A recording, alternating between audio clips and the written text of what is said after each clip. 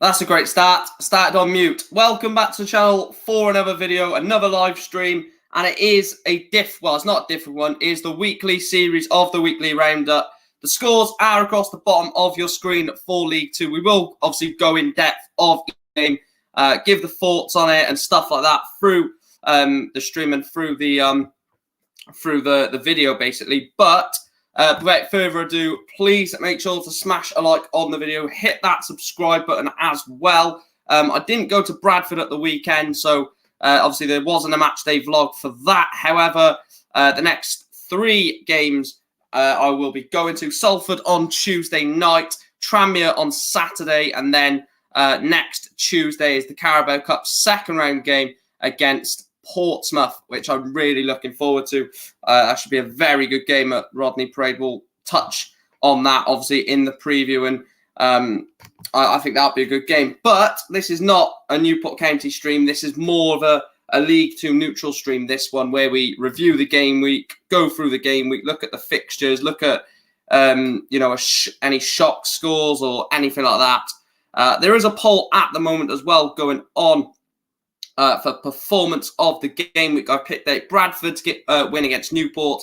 I've picked out Salford's win against Crewe, Tranmere's win against Gillingham, and then also I put other possible option as well, where you can let me know in the chat as we go along which performance you think maybe is better than the 3 that I've listed, because that's what I'm probably going to do every week. List 3 and then list other in case you guys disagree with those 3 options, and you can let me know in the chat. Without further ado, let's get straight into it. So probably do it on this format. As you can see on screen now, I have got obviously all the fixtures down the side here from the game week, and we'll basically go through it as we normally do. Ignore that team of the week, because that is the team of the week from last week. So ignore that, because I don't want any spoilers of the team of the week. So that's what we'll do. Yeah, great weekend, Arsenal vlogs. Thanks for asking, mate. Absolutely appreciate your support. Right, let's get on to it then. First game of the game week was AFC Wimbledon against Doncaster Rovers, a 2-2 draw at Plough Lane. Wimbledon went with Tazanev in goals, Lee Brown, captain Alex Pears, Will Nightingale, Gunter, right wing back, Curry, left wing back, Chislett, Magoma and Marsh as the midfield 3, Josh Davison and Ayub Assal up front for the hosts. For Gillingham, it was Jonathan Mitchell in goals. Not for Gillingham, for Doncaster, sorry. Jonathan Mitchell in goals, Kyle Noyle, Tom Anderson, Roshan Williams, James Maxwell at left back, Adam Clayton, the captain, and Harry Biggins with Tommy Rowe right wing, Kyle Hurst left wing, Lee Tomlin sat behind George Miller. If we look at the game, how the game started, a couple of yellow cards in the first half of the game, nothing really in terms of chances. And it took a while for the game to sort of hit into life. And it was AFC Wimbledon that did take the lead in the fixture, with Nathan Young-Coombs scoring off the bench.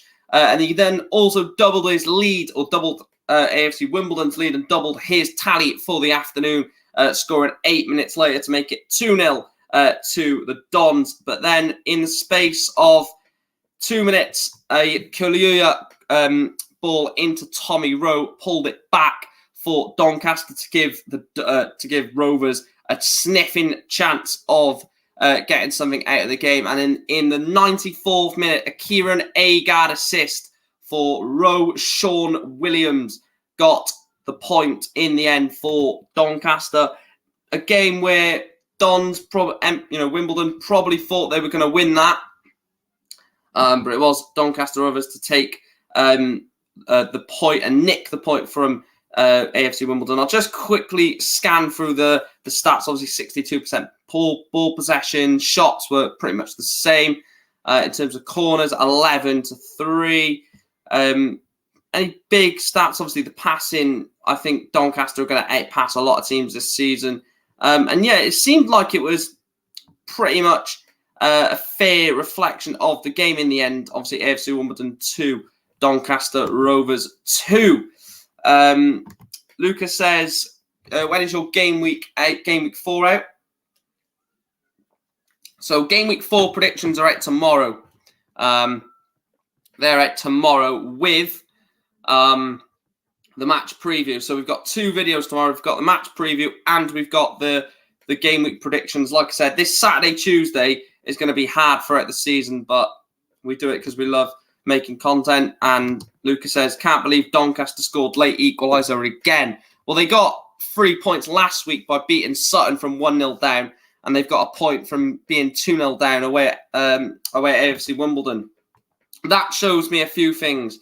It shows me, A, they're resilient, and B, they will not give up. So I think Doncaster are going to be a tough team to sort of play and get points off this season, because it shows that they won't give up no matter what the score.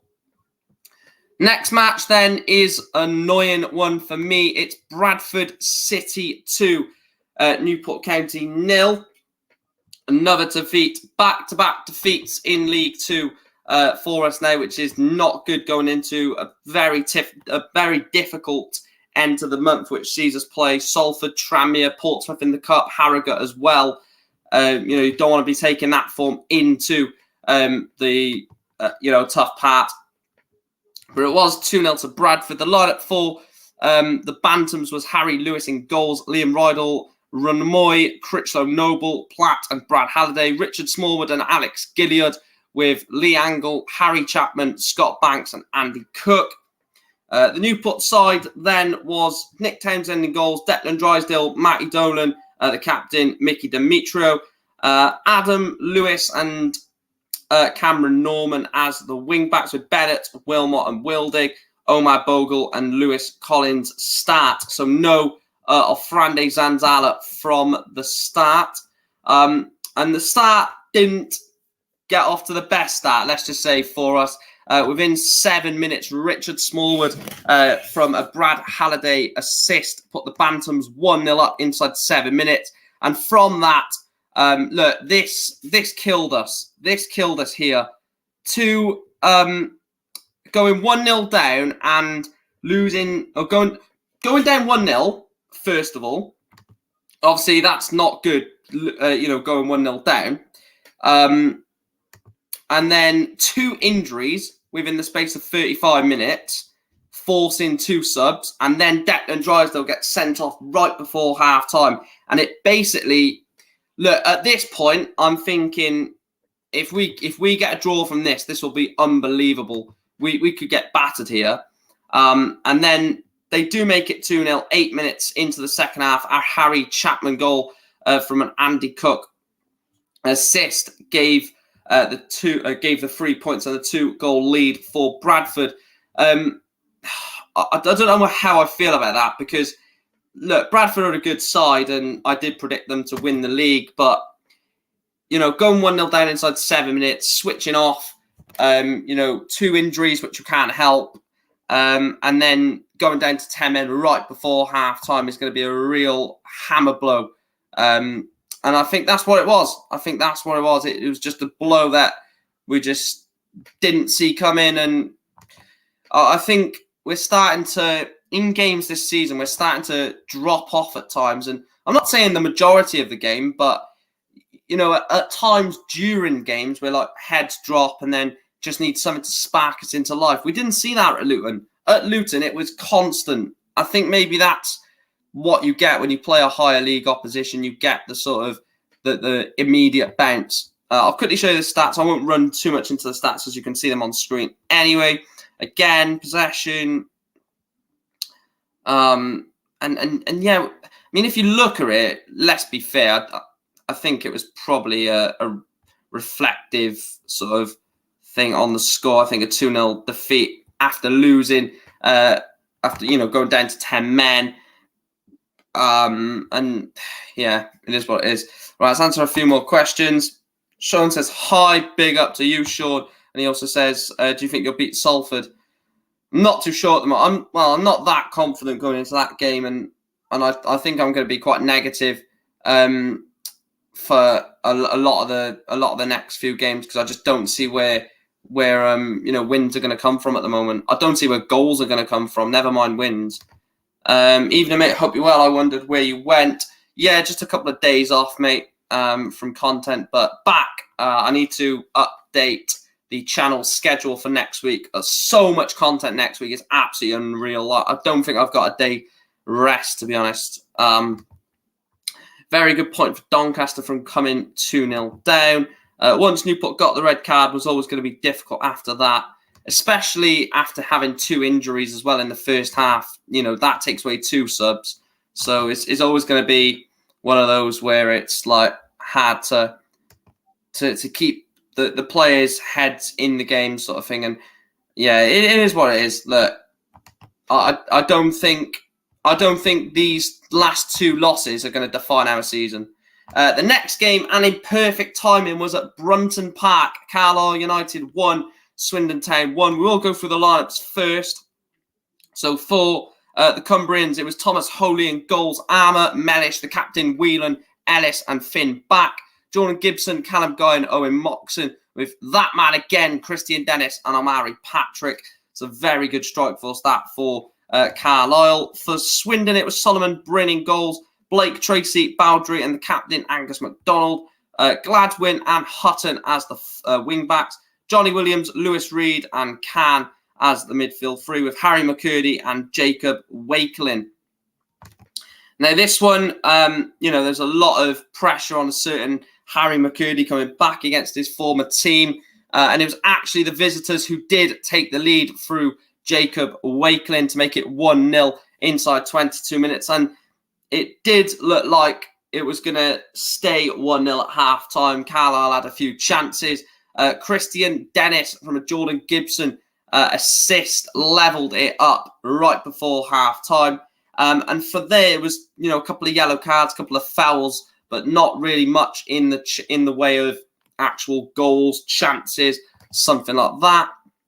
Look at the stats again, shots and ball possession and Carlisle have missed two big chances there, so potentially take them into consideration, and Carlisle have probably won that game. So in terms of the stats, I probably nearly agree with the stats as a fair outcome of the game, if that makes sense. Let's go back to the comments. Yeah, Sean, it's literally 2 games, mate. It doesn't matter. 21st in. Look at Manchester United in the Premier League. They won't finish well. I'll say they won't finish bottom. That's a bloody highly unlikely. Us at the moment, isn't it? I don't know what's happened with SofaScore. It's just updated. We'll do that in a second. We'll go on to the next game. Yeah, midweek games. Yeah, they're going to be bloody. Let me just sort this out in a minute, guys.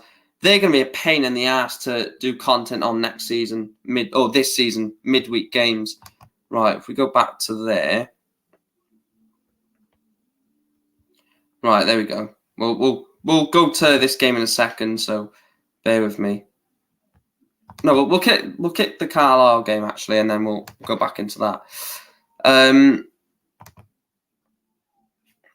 Chris says, same as the Colchester game, a game we should have won. Patrick missing 2 sitters. Our finishing is atrocious. Another team that should be on end of a hammer, and we gifted them the lead. So it seems like Carlisle this season just can't put the ball in the back of the net.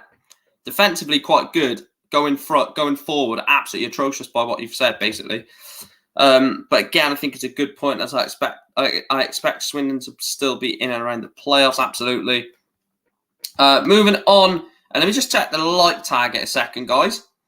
So on my screen, it says we're on 17 likes. So we're 3 likes away from not from 30, good maths. 3 likes away from 20 likes. So please absolutely smash that like button, smash the subscribe button as well. It really does help the channel. Next game then was an absolute end-to-end entertaining game. I'm joking, I'm bantering. Harrogate Town 0, Crawley Town 0. In terms of the lineups, I like, sort of looking at the lineups, potentially seeing what, they could play against us. And it's a bit of a scout report, isn't it? So it's, and one of you guys in the chat may have, one of these teams next. Well, you'll obviously have one of the teams next week, and you can see where, sort of where their strengths lie. So Harrogate's team then was Jameson in goals, Mattock, Captain Burrell and Welch Hayes, Headley and Ramsey as the wing-backs, Dooley, Osterfield, Matty Daly sat behind Alex Patterson and Luke Armstrong. And for Crawley then, for the Red Devils, look at that. No Dom Telford. He's bottled it at Crawley. Do you know what? I'm sorry. Look, I know this is a neutral channel. Well, it's, quite neutral now where I'm going to do a lot of League Two content. I'm glad Dom Telford's not playing. Look at you. Thought you were big bollocks. Now you're on the bloody bench for Crawley. Did he even come on?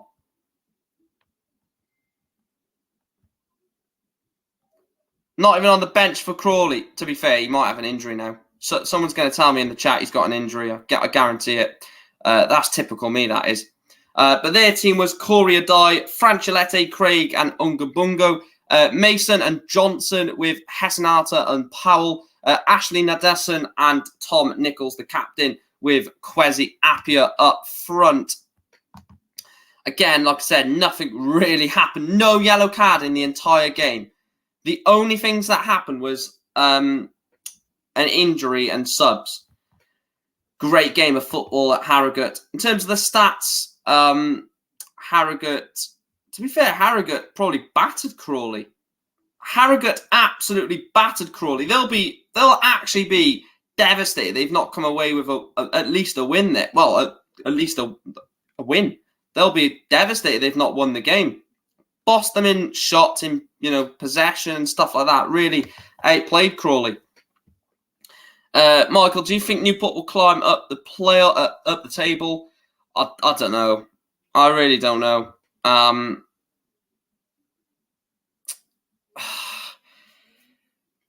Look, I think we've got to take it game by game at the moment. We've got a very tough game against Salford on Tuesday night, who won 3-0 at the weekend, which we'll talk about in a minute.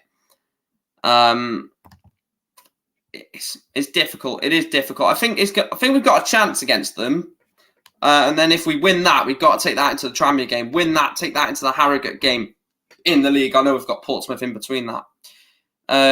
Chris says, can I say Owen Moxon, our signing of the season already, was released by our youth, went to Scottish League 2 and an Athletic, made a name there, now back at Carlisle where he was born, proven a point. That's what you need. That's what you need is players that want to play for the badge. And yeah, I saw your comment there about Harry McCurdy. On to the next game then, and it was another win for the O's, Leyton Orient. A very good start to the season. Leyton Orient 1, Mansfield Town 0. The lineups was Lawrence Vigouroux in goals. By the way, an 8.9 rating for Lawrence Vigouroux. Rob Hunt, Omar Beckles, Daniel Happ and Tom James as the back four. Idris Al-Mazouni, that's a great signing with George Moncur and the captain, Darren Pratley. Paul Smith on the left, Theo Archibald on the right, Charlie Kelman through the middle. For Mansfield, it was Christy Pym in goals, John Joe O'Toole, Elliot Hewitt and Har Bottle as the back three. Gordon and the captain, McGoughlin as the wing-backs. Quinn, Hartigan and Boateng with Will Swan and Reece Oates as the strikers. And the game, like I said, was a very quick start. A great penalty save from Lawrence Vigouroux, to deny Stephen McGoughlin. Very good save it was from Vigouroux, which then took the game 0-0 into half-time. And in the second half, just past the hour mark, it was that man that I mentioned, Idris Al-Mazouni, with a lovely ball to find Charlie Kelman, former Queen's Park Rangers striker, and Charlie Kelman took the strike well and gave his side a very, very big win. Leyton Orient winning yet again. They're obviously the stats for the game. And it looks like, again, the best team has won in that one. Leyton Orient winning again against a very good Mansfield side. It's positives, really positive for Leyton Orient at the moment. I will say that. Chris says, still early in the season, but very worrying start for Crawley. If you ask me, no excuses, should be doing better with their forwards. Richie Wellens been promoted out of this league before with Swindon, which was the year COVID started and decided by points per game. Yeah, very true. Very, very true. And that's just a very professional and comfortable performance from Leyton Orient, doing what they had to do going forward by scoring. Great save from the penalty to deny Stephen McLaughlin. I'm surprised that, look, I think this is a bit just from old school me, but I'm surprised that McLaughlin took the penalty for Mansfield. They've got players. No, this is just my fault, right? They've got players on the pitch like Will Swan. They've got Reece Oates, 2 strikers, don't get the penalty. I know McLaughlin's the captain, but even Hiram Boateng, these players have scored penalties in their career. And, Stephen McLaughlin might have. But I just think that, you're 0-0, just started the game, 2 minutes into the game. I would be putting my striker on a penalty personally, because that's what strikers are there for, to score goals. And you've got a penalty, and I'd be putting my striker on it. That'd be an interesting debate. Would your striker be taking your penalty, or would you be giving it to someone else? Personally, number 9, my main striker, takes my penalties. Simple as that. Call me old school, but that's the way I do it. Again, still early, brilliant. Still early, brilliant start for Leyton Orient. Only worry for them is only winning games 1-0, etc. I know a win is a win, but they would ideally want more comfortable wins, but won't care one bit. Callum, welcome to the chat. He says, Mike, do you think it was a red card or not? I'm not too sure. I think maybe it is, to be honest. I don't know. Look, what I think is a penalty and what you may think is a penalty, or what Chris may think is a penalty, or what Sean, or everyone has different opinions on what a penalty is. So I don't even know the rules anymore, if I'm honest with you, because they change it that many times that it's just impossible to keep up with the rule changes. And to be honest, it's boring me now. It's actually taking the piss with how many changes they keep doing to different penalties or free kick rules. It's stupid, absolutely stupid. And Chris agrees with me. Main striker, absolutely. Wouldn't be putting my left wing back on it, that's for certain. The next game was at Sixfields. And going into this game, Hartlepool just off the back of a 4-0 battering by Blackburn Rovers. And it did finish Northampton Town 2, Hartlepool United 1 in this fixture. Obviously, we'll go for the lineups first and have a look at them. There we go. Why is that not? There we go. So the lineup for Northampton Town was Lee Burge in goals, Koike, Guthrie the captain, McGlaw and Harvey Lintert. Jack Sowerby holding the midfield with Hoskins on the left, Apire on the right, McWilliams and Pinnock supporting the main man up front, Danny Hilton.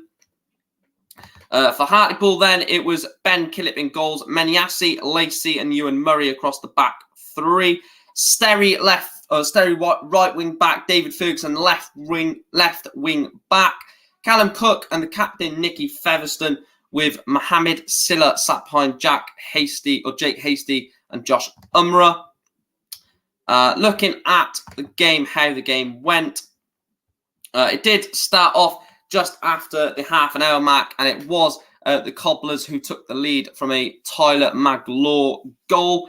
And right before half-time, in the very last kick of the first half, Josh Umrah equalised for the Pools to take it to 1-1 going into the break. A few minutes before the hour mark, it was Lewis Apire who scored the incidental final goal in the game to again gain the Cobblers another set of 3 points, and a good win for Northampton, again showing their quality up front with the likes of Danny Hilton, with the likes of Apire, but also showing that they can score goals from no matter, from anywhere, basically, with Tyler Maglaw scoring from left centre-back.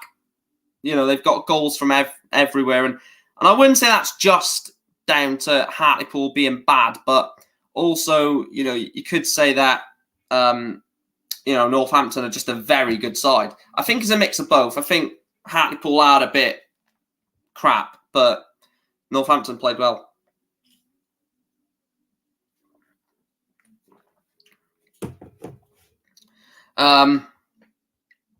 Welcome back, Luca. Chris says, not shocked by Northampton winning, but Hartlepool put better showing in. Yeah, I think it's going to be a long season for Hartlepool.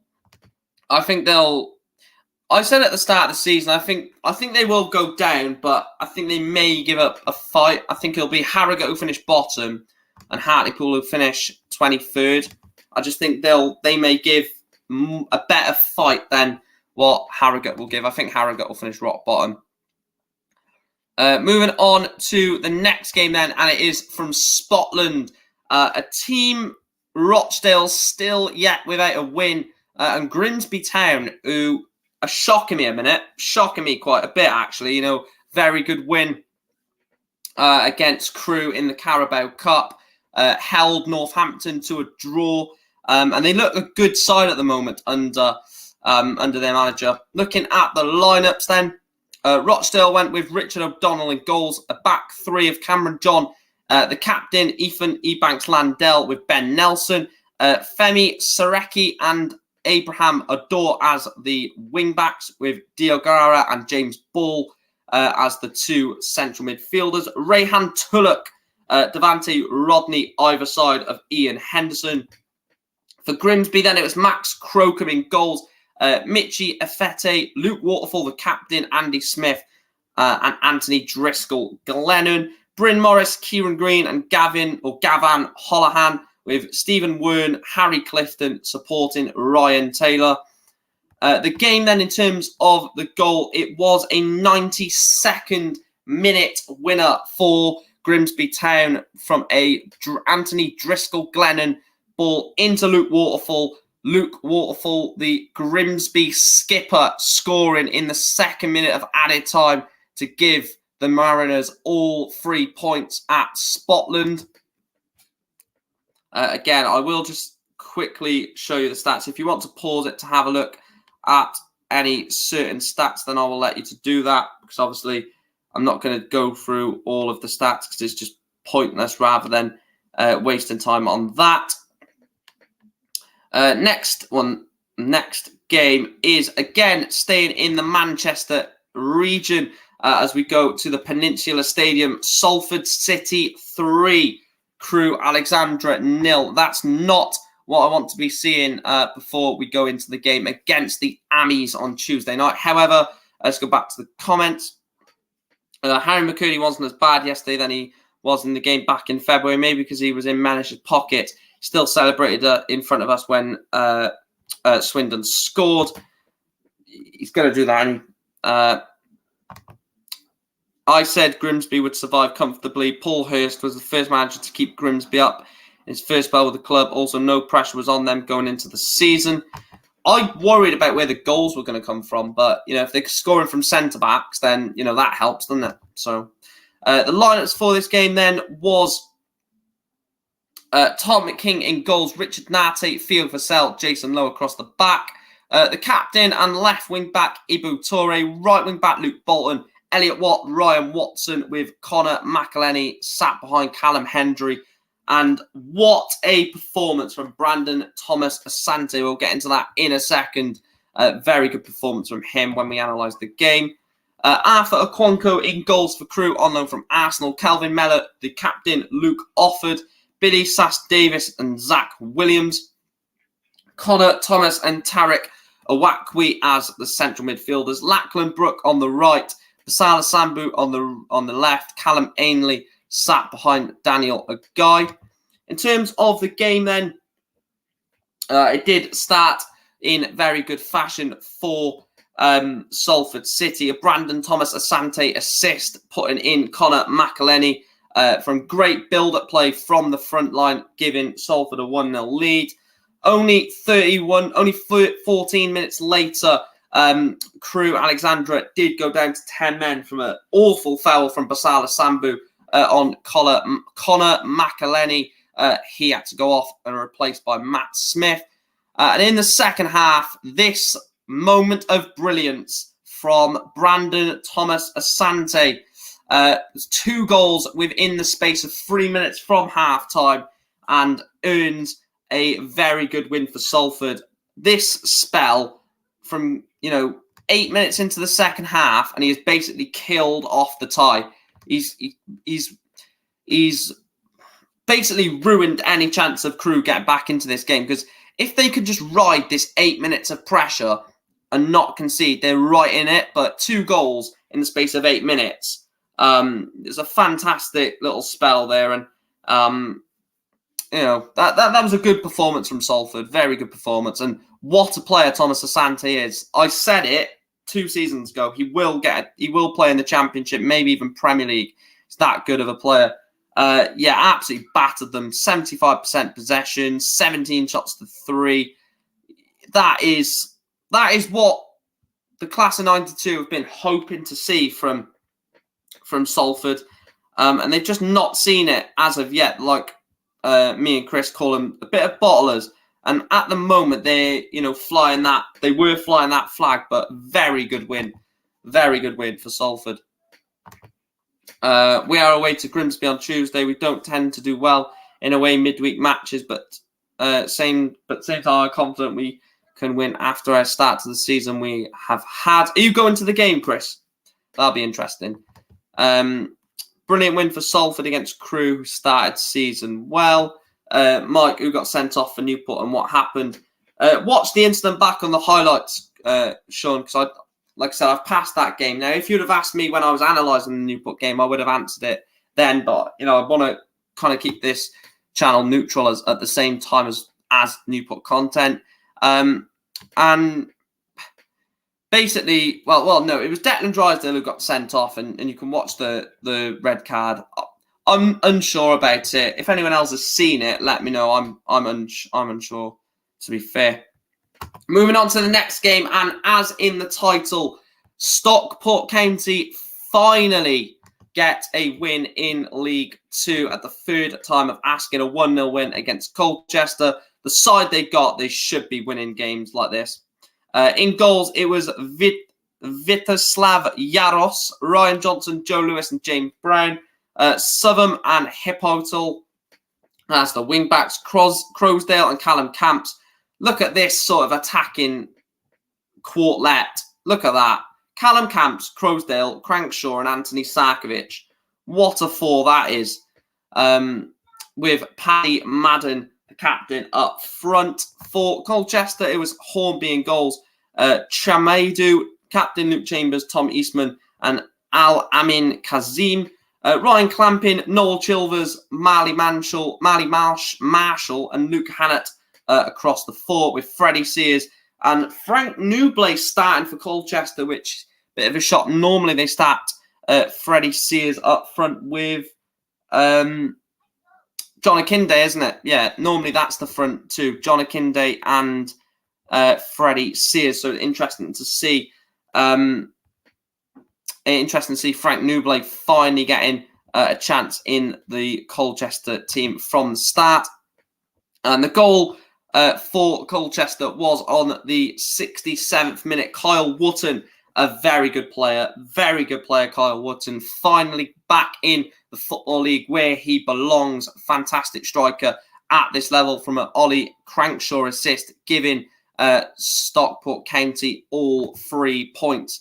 And 21 shots to 2.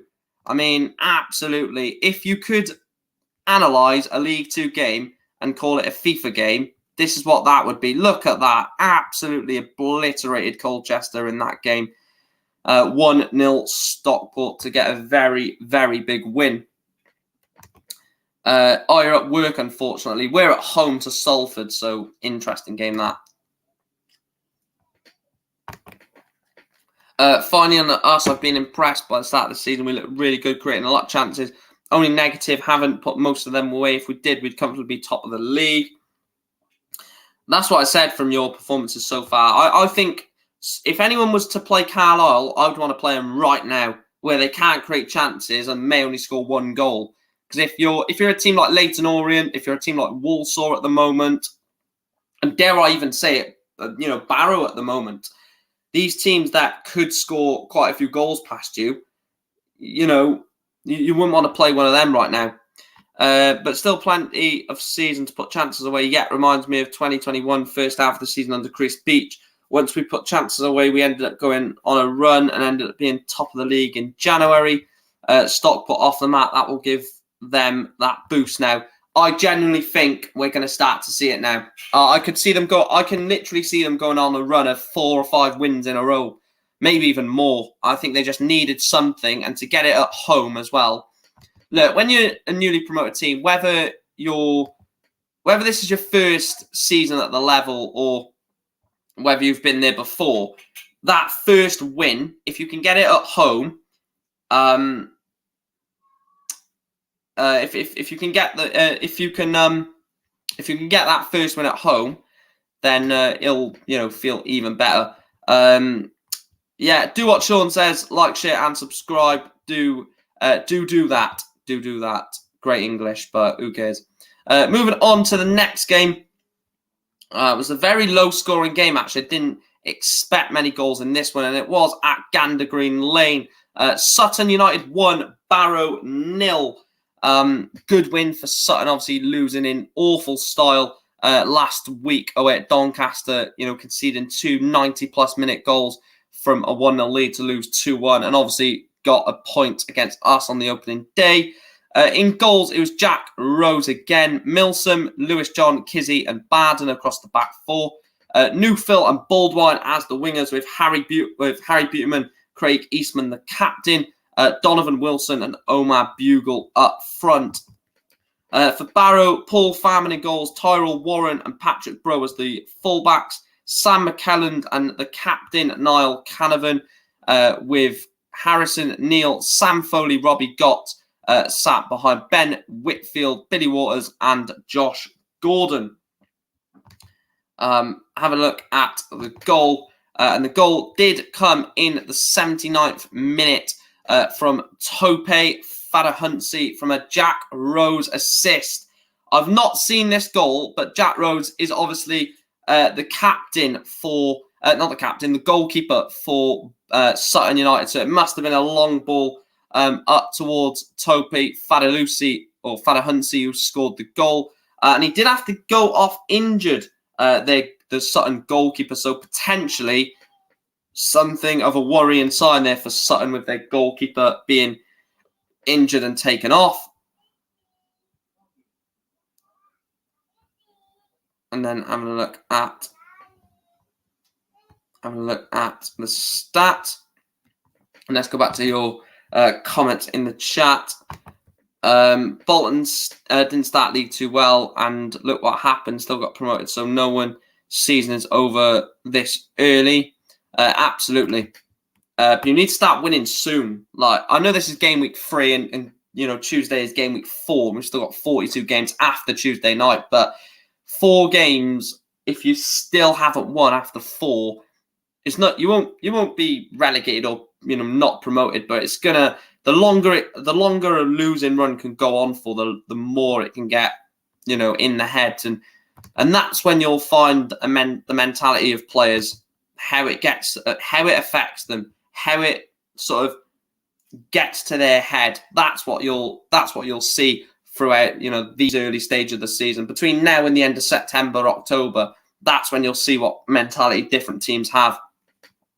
Barrow were robbed of an equaliser and a point. I know I'm defending Barrow, just giving my honesty. And yeah, that's a good win for Sutton, though. Even though they did get robbed, Barrow, that's a good win for Sutton. Sorry.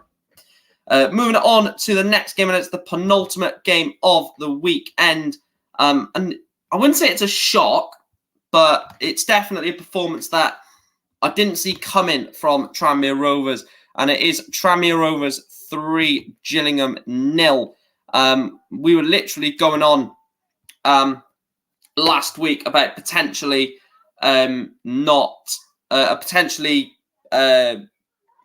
Tranmere struggling, and they've come straight back, bounced back with a 3-0 win, progression in the Carabao Cup as well. this squad has the ability and has basically the squad to do it. For Tranmere, then, it was Ross Doohan in goals, Bristow left wing back, Das Cogley right wing back. I've got to mention something about this. I'll mention it after we mention the goals. Jameson, Byrne and Turnbull as the back three. Lewis, Merry and McClear with Elliot Nevitt and the captain, Kane Hemmings up front. For Gillingham, then, it was Glenn Morris in goals, Will Wright, Max Emma, Elkin Baggett and Ryan Law. Captain Sean Williams alongside Ollie Lee. Jordan Green on the right. Casket on the left. Ben Reeves sat behind Michael Mandron. Looking at the game and how it went, it was obviously Tranmere who took the lead inside the first 20 minutes. And Elliot Nevitt goal from a Merry assist. Took that into half-time. Nothing really happened in the first half. A couple of changes from Gillingham. And you could probably say it made them worse because then Kane Hemmings did find Ethan Bristow, the left wing back, to double the Tranmere lead. And then it looked like it was basically game over at 2-0. They brought Lon Lewis Walker for Max Emma at the back, injury sub. And then it was Josh Das Cogley from an Elliot Nevitt assist. Both wing backs scoring. I like that. It shows that Tranmere have goals in their squad. You know, they've got Nevitt up front or, you know, further up the pitch. They've got Kane Hemmings. And then they've got two wing backs who are scoring goals in Bristow and Das Cogley. They've got Mabungo coming off the bench, formerly of Burnley. John Nolan in the squad as well. And to be honest, I don't know why I dated Tranmere. I don't know why I dated Tranmere Rovers because I'm mentioning they haven't got goals in their team and they've got wing backs scoring. They've got, you know, midfielders providing. They've got interchanging play constantly throughout the game. And maybe it was just, you know, a start to the season that was just slow for Tranmere, but very good win for Tranmere Rovers. A 3-0 win against the Gills, and worrying signs for Gillingham at the moment, you know, after, you know, letting a lot of players leave, a lot come through the door. Maybe that sort of mass exodus and mass incoming is going to, you know, struggle for them next season, potentially. Look, like I said, watch Gillingham go and win Tuesday night like 4-0 or something now as soon as I said that. So, don't know why I said that.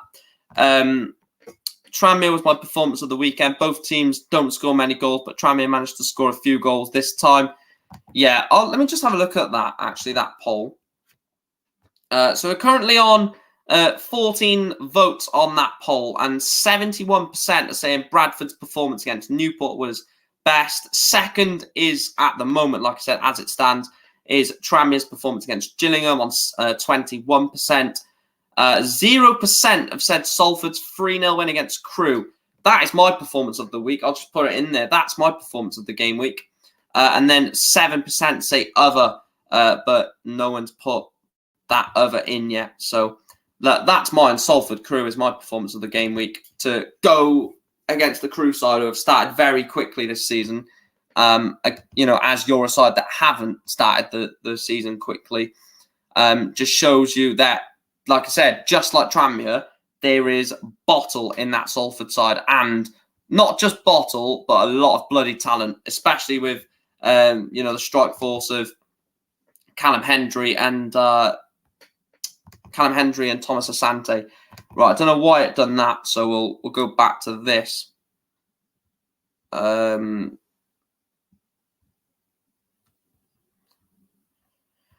the final game of the week, the final game of the game week was at Walsall. Walsall 1, Stevenage 1. Both teams still unbeaten in the League 2 season. Looking at the lineups then, it was Owen Evans in goals, Month, Clark and Donovan Daniels the captain. Hayden White right wing back, Taylor Allen left wing back after his suspension, his red card against Newport. Brandon Comley and Liam Kinsella as the double pivot, with Isaac Hutchinson behind Danny Johnson and Andy Williams. Back on the score sheet, Danny Johnson, obviously, Demetrio had him in his pocket against us. For Stevenage, I'm so impressed with Stevenage this season. Tay, Ashby Hammond, James Wilding and early as the wing-backs. Sweeney, Van Kooten, Pierre Gianni, Taylor, Bostwick, Jake Reeves, with Luke Norris and Jamie Reid up front. In terms of the way the game went, it was actually the hosts that took the lead. The strike force of Andy Williams, Danny Johnson, Williams turning provider for Danny Johnson inside 13 minutes and inside the 13th minute. And then a very, very dramatic end to the game. Owen Evans, time wasting, 8 minutes added on at Walsall. And in the 100th minute of the game, 90 plus 10, it's Danny Rose in the what would have been the very last kick of the game. Yellow card as well. Presumably he took his shirt off. What a game that would have been. 100th minute of the game to give Stevenage a massive point away at Walsall. Looking at the no, not the lineups. Looking at the stats, we'll go through the stats so you can see them. Stevenage having 14 shots against them. To be fair, what a performance from Stevenage to still, excuse me, to still keep fighting until the very last minute. Right, let's take your comments and then we'll look at the team of the week and then the final league table after game week 3. Oh, sorry, I meant to say that. We are away to Stevenage on Saturday. A game I'll be talking, we're taking a nice trip. If you get my sarcasm, yeah, very, very long journey that from Carlisle to Stevenage. Good luck for that, anyway, mate. I think Stevenage be the game where unbeaten league start ends. You could get a point there. Could get a point, I think. Fantastic result for Stevenage. A point away at a very good Walsall. Interesting, Sean. Interesting that you've got that food. Right, let's have a look at the team of the week then. So I'll do it in this style so we reveal positions each time. So in goals was Lawrence Vigouroux for his performance for Walsall. Not the Walsall, Leyton Orient, sorry. He was at Walsall, I believe, previously. But his performance for Leyton Orient between the sticks against Mansfield. Very good performance for keeping Mansfield out. The back three, James Wilding, Luke Waterfall, obviously scoring the goal. Anthony Driscoll Glennon getting the assist in a very good win for Grimsby away at Rochdale. James Wilding in the Stevenage side away at Walsall. In the midfield four, obviously with wing backs, Jordan Gibson for Carlisle for his performance against Swindon Town. Ibu Toure obviously was fantastic in that game against Crewe, obviously turning provider for one of the goals as well. Richard Smallwood from Bradford scored against us, with Adam Clayton, again, just a no-nonsense player at this level. Young Coombs for his 2 goals against a very, very good Gillingham side, Doncaster side, sorry, for AFC Wimbledon. Elliot Nevitt scored and assisted in Tranmere's 3-0 win at home to Gillingham. And then Brandon Thomas Asante was the player of the game week, a 9.1 rating, 2 goals and an assist in Salford's 3-0 win against Crewe, scoring or, turning immediate provider for all 3 of the Salford goals. Moving on to the table then. Let me take a few comments first. As much as I say Steve Enns still has a deep pint of milk, he knows how to get out of this league. Absolutely, I think that's what's going to get Stevenage a lot of success this season. Whether they get out of the league or just a high mid-table finish is good for Stevenage. So bottom 2 in the league, as it stands, are Rochdale and Hartlepool, both yet to win this season, with Hartlepool obviously getting a point. Rochdale pointless after the first 3.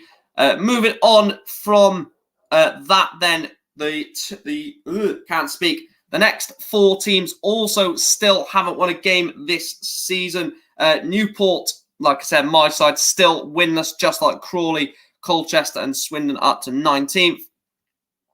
And then rounding out the bottom half of the table, Gillingham 18th Mansfield 17th. Stockport with a great win gets them up to 16th, just like Tranmere, getting them up to 14th. Grimsby, very good start to the season, up to 14th. Sutton into 13th.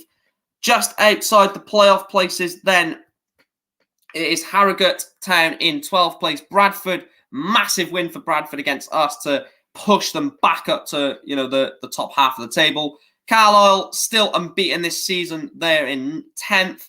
Doncaster Rovers in 9th, unbeaten. By the way, if you do see basically in the numbers where it says green, ignore that because they've messed it up on SofaScore. Doncaster on 5 points, Wimbledon on 5, rounding out just outside the playoffs. The playoff places then, as it stands, Wimbledon on 5 points with Crewe on 5 points. Wimbledon still haven't lost in that. Stevenage as well, also on 7 points, still unbeaten this season.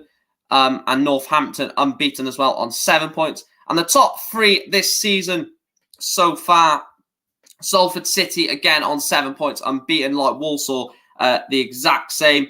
And as it stands, Leyton Orient, 3 games, 3 wins, 4+4 goal difference, not drawn, not lost, not conceded a goal yet, Leyton Orient. Fantastic start to the season. And yeah, that is the roundup for the 2022-2023 game week for game week 3. Let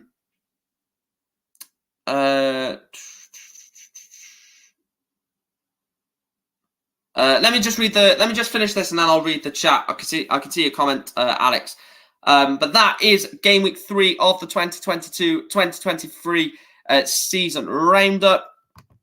Jordan Gibson won 6 tackles for Carlisle this weekend in League 2. No player in the division won more.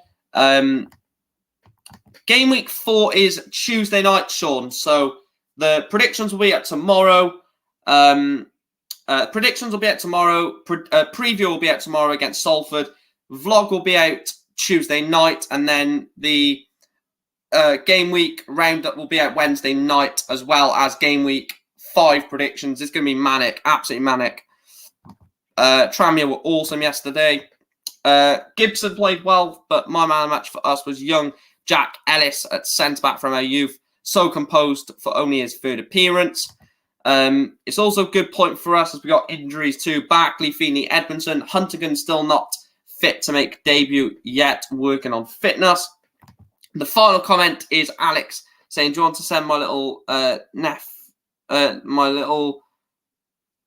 do you want to send me a little preview video on Wednesday for Newport versus Tranmere? I'm going this Saturday.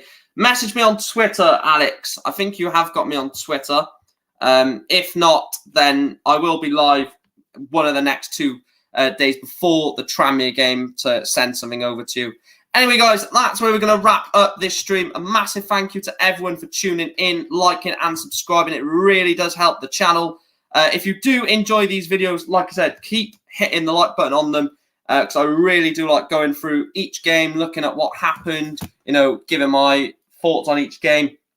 We'll quickly end the poll. So 69% of you went with Bradford versus Newport, 25% Tranmere's win against Gillingham, 6% other, and 0% went for Salford's win against Crewe. Like, share, and subscribe, guys. I'll see you in the next one. Thanks for watching, and good luck to everyone next.